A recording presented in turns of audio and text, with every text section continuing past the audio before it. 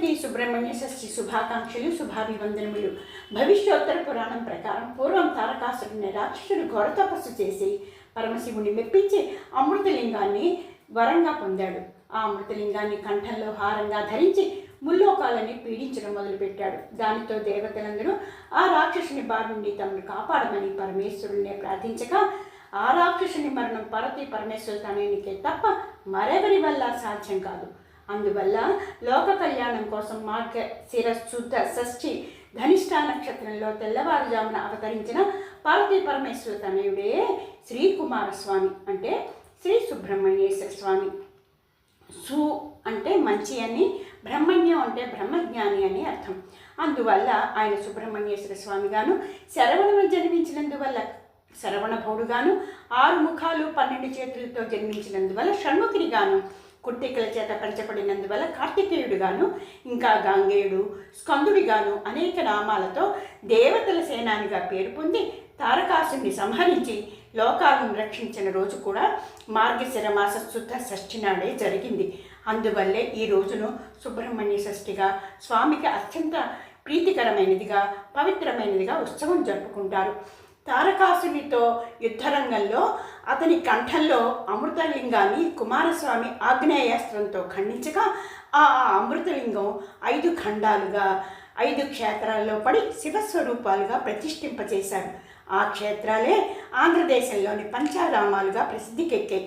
కృష్ణా జిల్లాలోని మోపిదేవి, కర్ణాటకలోని కుక్కి సుబ్రహ్మణ్య క్షేత్రాలు కూడా అత్యంత పవిత్రమైన సుబ్రహ్మణ్య క్షేత్రాలే.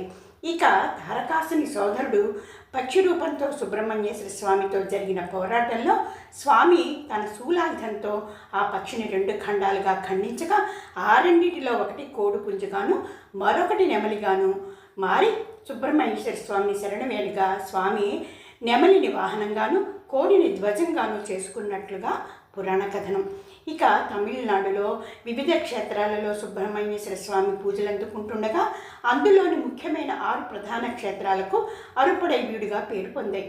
పళని, తిరుచెందూరు, తిరుపరకుండ్రం, స్వామిమలై, తిరుత్తణి, పజముల్ముదై, చౌలై ఈ 6 సుబ్రహ్మణ్య క్షేత్రాల స్మరణం పుణ్యదాయకం, దర్శనం మోక్షదాయకం. కావడి మొక్కులు దేవునిగా పళని క్షేత్రంలో నవపాషాణం చెల్లెతో ఉన్న ఈ స్వామి భక్తుల పాలిట ఆరోగ్య ప్రదాత, ప్రత్యక్ష దైవం కూడాను. కోరికలు తీరిన భక్తులు స్వామిని పూజించి పువ్వులు, పాలు, కావిళ్లతో స్వామికి సమర్పిస్తారు. ఈ పళనిస్వామి మురుగన్, దండార్గపాణిగా పేర్లు పొంది భక్తుల చేత పూజలు అందుకుంటున్నారు.